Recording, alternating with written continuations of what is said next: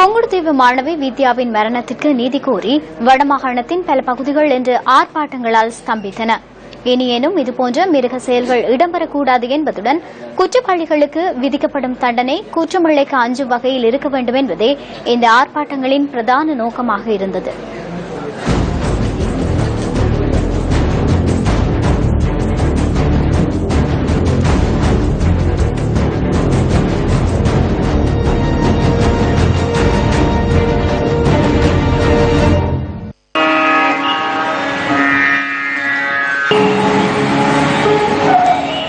யாழ் மாவட்டத்தில் இந்த பூரண ஹர்த்தால் அனுஷ்டிக்கப்பட்டது. ஆர்ப்பாட்டங்கள் மற்றும் போராட்டங்களால் குடாநாட்டின் பெரும்பாலான பகுதிகள் முடங்கின.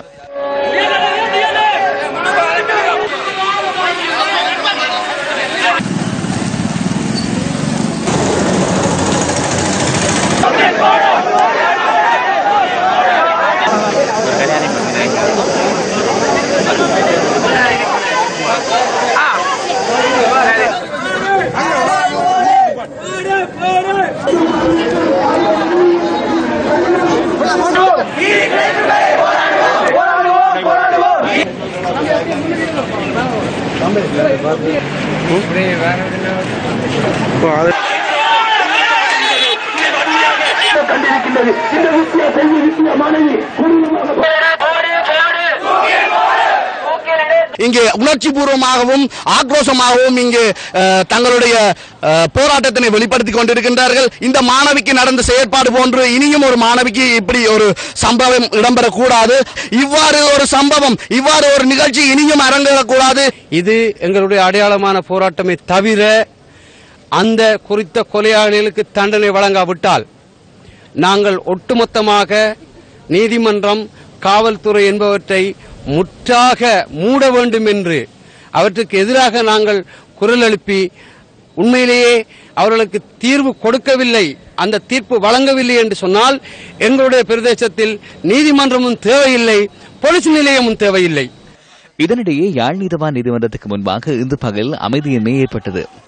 சம்பவம் தொடர்பில் கொழும்பில் கைதான சந்தேக நபர் யாழ் நீதவான் நீதிமன்றத்திற்கு பாதுகாப்பாக கொண்டு செல்லப்பட்ட போது கொதித்தெழுந்த மக்கள் தமது அதிருப்தியை வெளிப்படுத்திய காட்சிகளே இவை.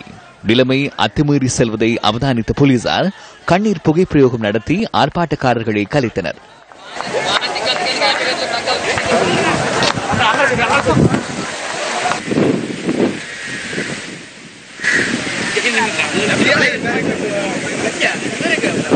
அமைதியின்மையை ஏற்படுத்திய குற்றச்சாட்டில் 126 பேர் தடுத்து வைக்கப்பட்டுள்ளதாக போலீசார் தெரிவித்தனர். குற்றவாளிகள் சார்பில் எந்தவொரு சட்டத்தரணியும் ஆஜராகக்கூடாது என்பதே இந்த மக்களின் கோரிக்கையாகும்.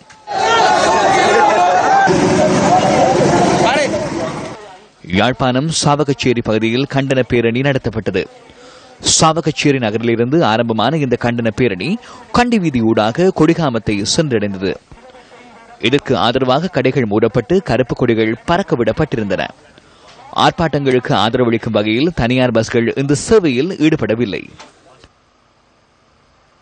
இந்த மாணவியின் இந்த கொலைக்கு நாங்கள் வன்மையாக கண்டிக்கிறோம். இந்த 9 பேருக்கும் நல்ல ஒரு தீர்ப்பு கிடைக்க வேண்டும் என்றதுக்காக நாங்கள் இந்த போராட்டத்தை நடத்தி கொண்டிருக்கிறோம்.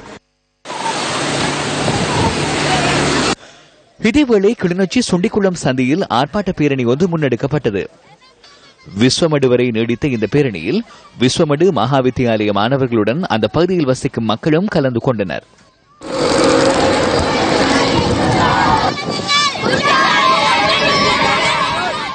கிளிநொச்சி படை பிரதேச விளையாட்டுக் கழகங்களின் இளைஞர்கள் ஒன்று கூடி நடத்திய ஆர்ப்பாட்டம் படை பகுதியில் இடம்பெற்றது. இதன்போது குற்றவாளிகளுக்கு உரிய தண்டனை வழங்கப்பட வேண்டும் என்பதை வலியுறுத்தி கொடும்பாவி எரிக்கப்பட்டது. கிளிநொச்சி முருகண்டி வித்தியாலய மாணவர்களும் மக்களும் இணைந்து நடத்திய ஆர்ப்பாட்ட பேரணி முற்பகல் 10 மணி அளவில் பாடசாலை முற்றலில் இருந்து ஆரம்பமானது. ஆர்ப்பாட்ட பேரணி முருகண்டி பிள்ளையார் ஆலயத்தை வந்தடைந்ததை அடுத்து அங்கே கொலை செய்யப்பட்ட மாணவியான வித்யாவின் ஆத்ம சாந்திக்கான பிரார்த்தனைகள் நடைபெற்றன. இதேவேளை முல்லைத்தீவில் பல பாடசாலைகளின் மாணவர்கள் இன்று முற்பகல் 11 மணி முதல் 12 மணி வரை கவனஈர்ப்பு மற்றும் மறியல் போராட்டங்களில் ஈடுபட்டனர். பாலிநகர் மகாவித்தியாலயம், ஆங்குளம் மகாவித்தியாலயம், செம்மலை மகாவித்தியாலயம், ஒட்டுசுட்டான் மகாவித்தியாலயம், விஸ்வமடு மகாவித்தியாலயம், புதுக்குடியிருப்பு மத்திய கல்லூரி, தண்ணீரூற்று முஸ்லிம் மகாவித்தியாலயம் என்பன எதிர்ப்பு நடவடிக்கையை முன்னெடுத்தன. வித்யா அக்கா மிக கொடூரமாக கொலை செய்யப்பட்டுள்ளார். அவரின் கொலைக்காக இன்று நாம் துக்க தினத்தை எமது பாடசாலை அனுஷ்டித்துக் கொண்டிருக்கின்றது. அவருக்கு ஏற்பட்ட இச்சூழ்நிலை வேறு எந்த மாணவருக்கும் ஏற்படக்கூடாது என்றும் நாம் சுதந்திரமாக கல்வி கற்பதற்கான வசதிகளை ஏற்படுத்தி தருமாறும் கேட்டுக்கொள்கின்றேன். இன்று வித்யாவுக்கு நடந்த கோர சம்பவத்தை போல இனி வருகின்ற காலத்திலே இந்த சமாதானம் மலர்ந்து கொண்டிருக்கின்ற இந்த காலத்திலே எந்த ஒரு பாடசாலை பிள்ளைக்கும் எந்த ஒரு துயரமோ எந்த ஒரு வேதனையோ நிகழக்கூடாது என்பது எங்களுடைய ஆசிரியர்களுடைய கனவாக இருக்கின்றது. இதேவேளை மன்னார் மற்றும் அடுப்பிரதேச செயலகத்துக்குட்பட்ட பாடசாலைகளில் கவனஈர்ப்பு போராட்டங்கள் நடத்தப்பட்டன. அடம்பன் பெரிய பண்டி விரிச்சான் மகா வித்தியாலயத்தில் இடம்பெற்ற இந்த போராட்டங்களில் ஏனைய சில பாடசாலை மாணவர்களும் இணைந்து கொண்டிருந்தனர். இந்த மாணவர்கள் பதாதைகளுடன் சிறிது தூரம் பேரணியாக சென்றமையும் குறிப்பிடத்தக்கது.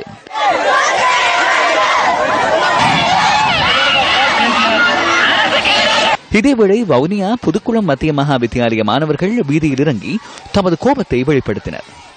இந்த கவனஈர்ப்பு போராட்டம் முற்பகல் 11 மணியிலிருந்து 12 மணி வரை முன்னெடுக்கப்பட்டது.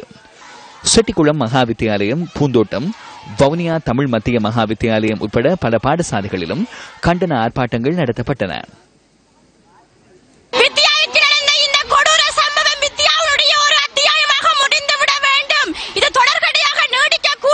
பரிதாபகரமாக தன்னுடைய உயிரை நீசர்களினால் நீட்டுக் கொண்ட வித்யாவிற்காக என்றும் நாங்கள் உரிமை குரலோடு போராட தயாராக இருக்கின்றோம். நீதி எங்களுக்கு எப்போது கிடைக்கும்? ஒரு நீதி கிடைக்கும் வரை எங்களுடைய போராட்டமானது தொடர தயாராக உள்ளது. இதனிடையே திருகோணமலை ஸ்ரீ மாதுமை அம்பாள் வித்தியாலய மாணவர்கள், பெற்றோர்கள், சிவில் சமூக பிரதிநிதிகள் இணைந்து பாடசாலையின் முன்பாக எதிர்ப்பு நடவடிக்கையில் ஈடுபட்டனர். குற்றவாளிகளுக்கு பாரபட்சமின்றி தண்டனை விதிக்கப்பட வேண்டும், தண்டனையில் தாமதம் இருக்கக்கூடாது என்பன அவர்களின் வேண்டுகோளாகும்.